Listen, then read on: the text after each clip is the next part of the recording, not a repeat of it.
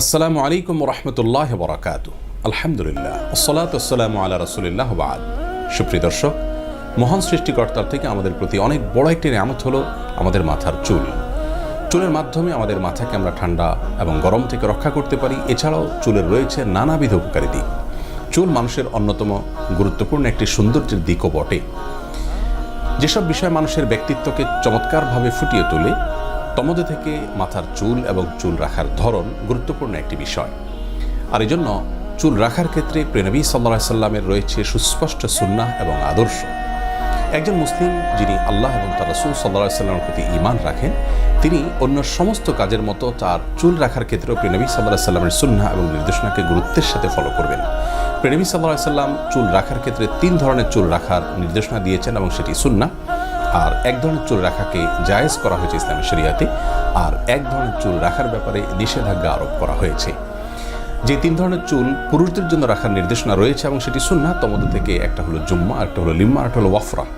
ওয়াফরা বলা হয় মাথার চুল স্বাভাবিকভাবে বড় হতে হতে কানের লতি বরাবর যখন হয়ে যায় সেটাকে।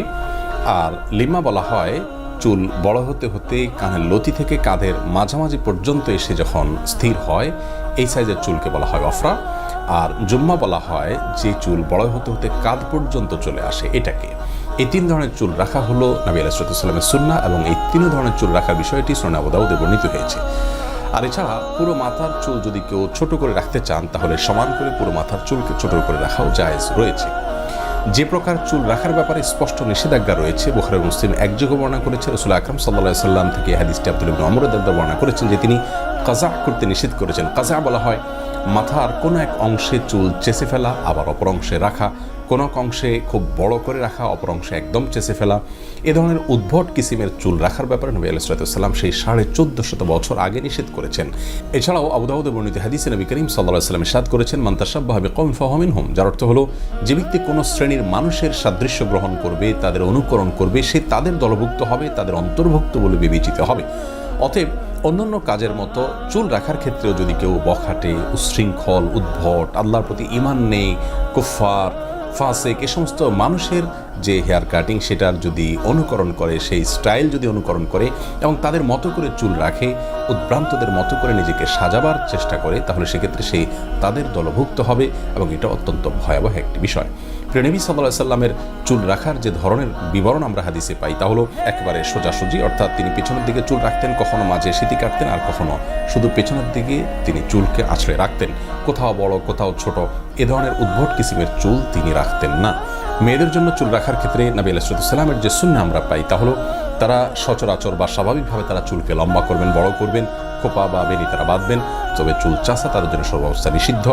এমনকি হজ বা উমরার পরে পুরুষদের চুল চাষার নির্দেশ থাকলেও নারীরা চুল সামান্য ছোট করবেন, 1 ইঞ্চি 1.5 ইঞ্চি পরিমাণেই। আর উম্মাহাতুল মুমিনিন থেকে মাথার চুল ছোট করার বিষয়টি সহিহ মুসলিম হাদিস দ্বারা প্রমাণিত হয়।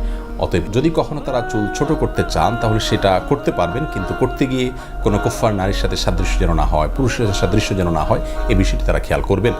অতএব হে যুবক, আমাদের মহান সৃষ্টিকর্তা আল্লাহ রাব্বুল আলামিন বলেছেন, লাকাদ কানা লাকুম ফি রাসূলিল্লাহি উসওয়াতুন হাসানাহ। যার অর্থ হলো ঈমানদারদের জন্য আল্লাহর রাসূলের মাঝে রয়েছে সর্বোত্তম আদর্শ।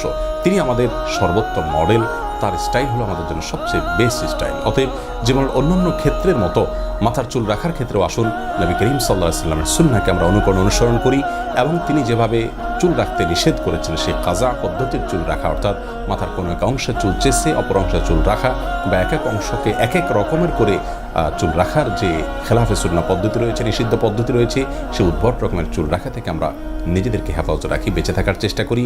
আল্লাহ তাআলা আমাদের সকলকে সুন্নাহ অনুকরণ করে সর্বোত্তম লাইফস্টাইল ধারণ করার তৌফিক দান করুন। আসসালামু আলাইকুম ওয়া রাহমাতুল্লাহি ওয়া বারাকাতুহু।